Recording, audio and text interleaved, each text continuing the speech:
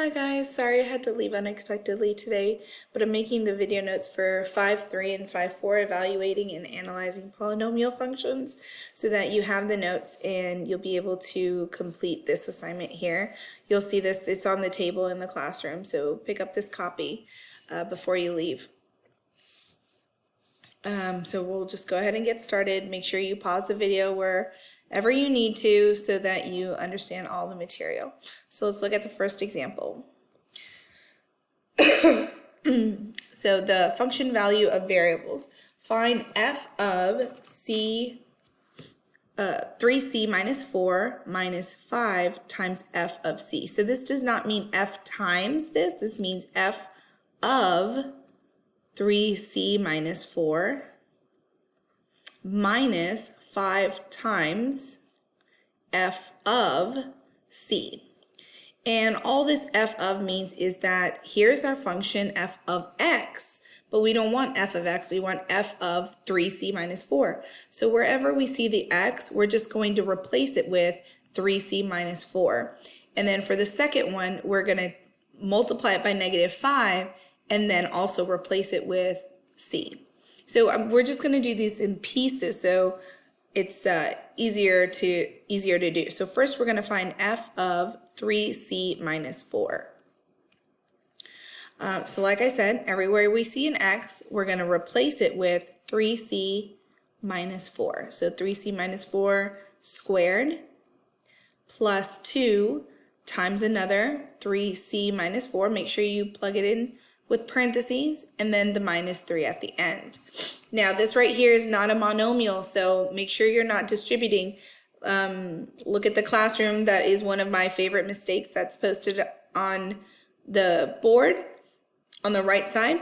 3c minus 4 means 3c minus 4 times another 3c minus 4. So you have to distribute and FOIL. So if I do that here, we have 3c times 3c, which is 9c squared. And then we would do 3c times this -4, which is -12c. And then we have another -4 times 3c to get another -12c. And then the last one is -4 times -4, which is +16. Looking at this can still be simplified because these two are like terms. So we have 9c squared minus 24c plus 16. All right, that just takes care of the 3c minus 4 squared part. So we now need to distribute the 2 to this 3c minus 4. We'd get 6c minus 8, and then we just have a minus 3 at the end.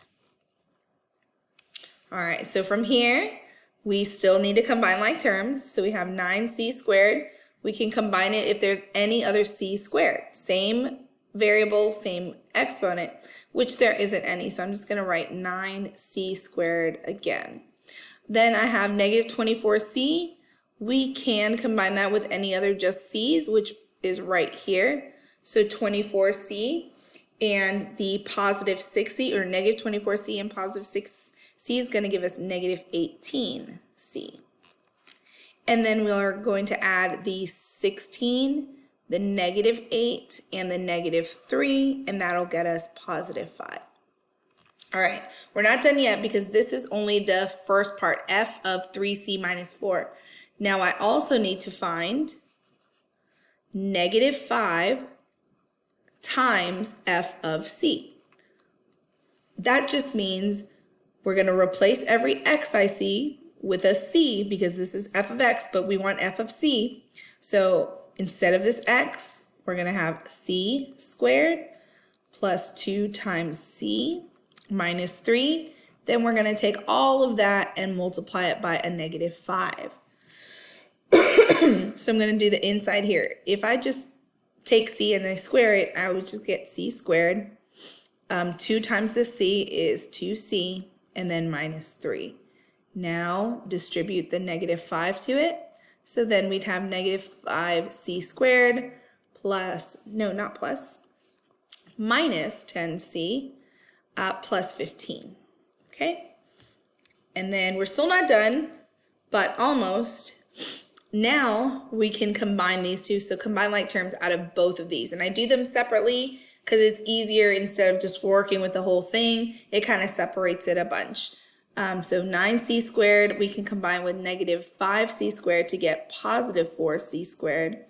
Negative 18c we can combine with negative 10c and get negative 28c. And the positive 5 and positive 15 will get us positive 20. And that is completely simplified. And we're done with that. Okay? All right. Go ahead and give this one a try. Pause the video here so that you can try it on your own and then see if you got the correct answer. Okay, so this is the answer that you should have gotten. 5a minus 2g of that. You get negative 28 plus 22. And then for 3 times g of 2a, this is a monomial, so we could distribute. 2a squared is just 4a squared. And we get 12a squared minus 30a plus 24. Combine like terms in these two, and you get 12a squared minus 50a plus 46. Okay, so that's the most of the math. The rest is analyzing functions. So pause the video here so you could copy down the notes, but the polynomial is a function that is smooth and continuous curve. The leading coefficient is the coefficient of the term with the highest degree. And the degree of a polynomial is the value of the highest exponent. If you think of degree like 100 degrees, the degree symbol is in the top right corner, just like the exponent. So degree means exponent. So if you want to find the degree of this expression here, you look for the largest exponent. Here, the largest exponent we see is 2, so that is our degree. The leading coefficient for that 2 is 5. So 5 is the leading coefficient. The next one, the degree, the largest exponent we see is 3. So that's my degree. The coefficient for that 3 is the 8. So that is the leading coefficient. Okay? All right, so now we're going to state the degree and the leading coefficient of each of the polynomials in one variable. That means that the entire polynomial only has one variable in it. If it has multiple variables, then it's not a polynomial in one variable. So if it's not a polynomial in one variable, explain why. For the first one, I'll look at all of the variables. So I have x, x, x, and x. They're all the same, so this is a polynomial in one variable. I look for the largest exponent, so I have 5, 3, 2, and this invisible 1. That means this is the largest, so the degree is 5. And leading coefficient for that one is 8. And it is positive. For B, looking at the variables, I have x, xy, and x. So since I have multiple variables here, this is not a polynomial in one variable.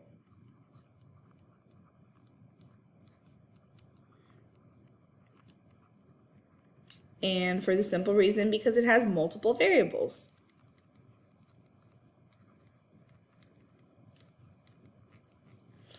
So we're not going to state the degree and leading coefficient there because it's not a polynomial in one variable. The last one here, looking at all of the variables, x, x, x, x, they're all the same. So it is a polynomial in one variable. We look for the largest exponent, 4, 3, 8, and the invisible 1. 8 is, of course, the largest, so the degree is going to be 8. And the leading coefficient for that 8 is negative 4.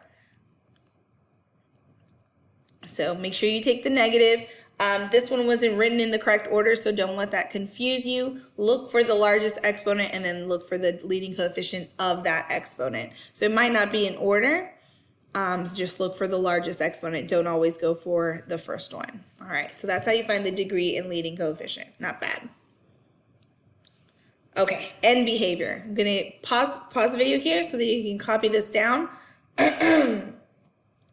And I'm going to go ahead and fill it out. Okay, so an even degree is like if you had x squared or x to the 4th, or x to the 6th. And then the leading coefficient being positive would be like 2x squared, or 3x squared, 5x squared, something positive.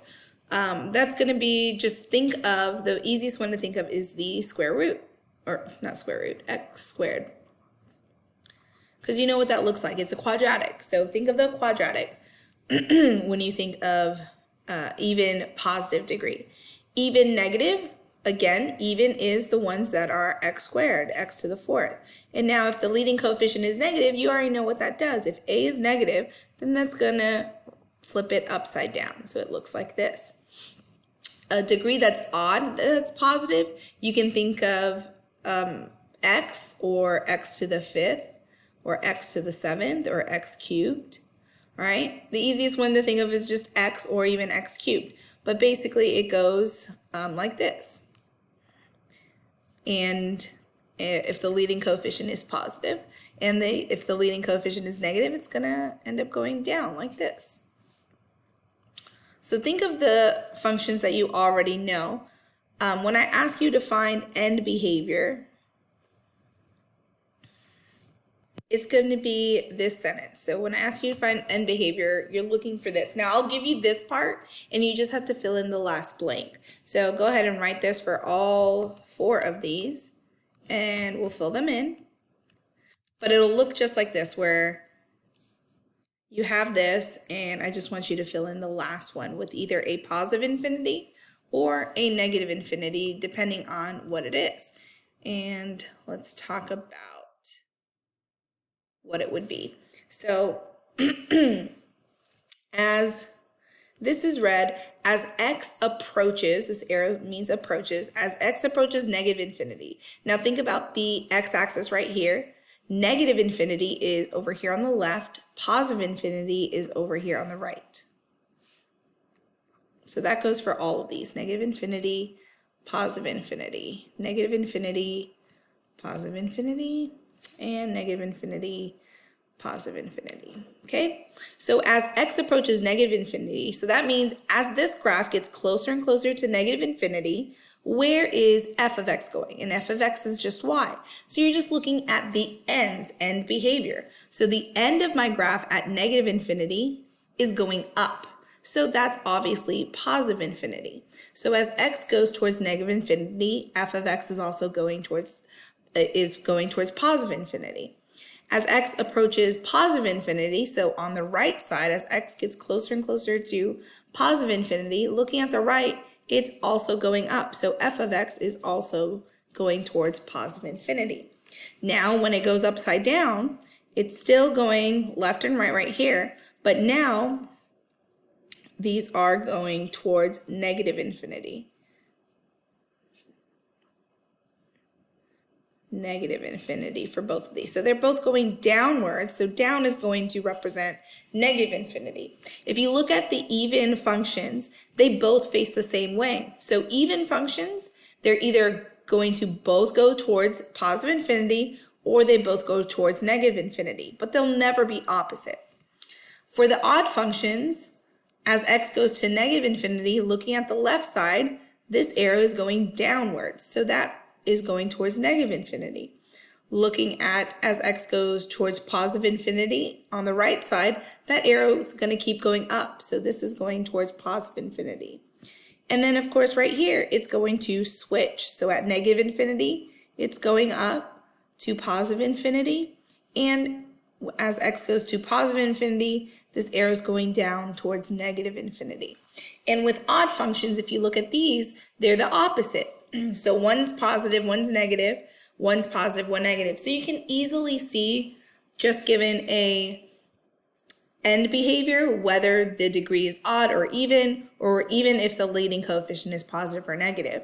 Because if the leading coefficient is positive, these two are positive. If you look at the right side, the positive infinity side, they're both positive infinity.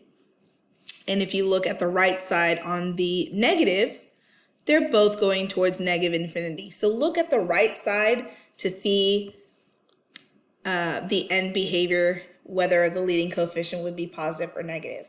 I need to make a part 2, so watch part 2. for the rest of the notes.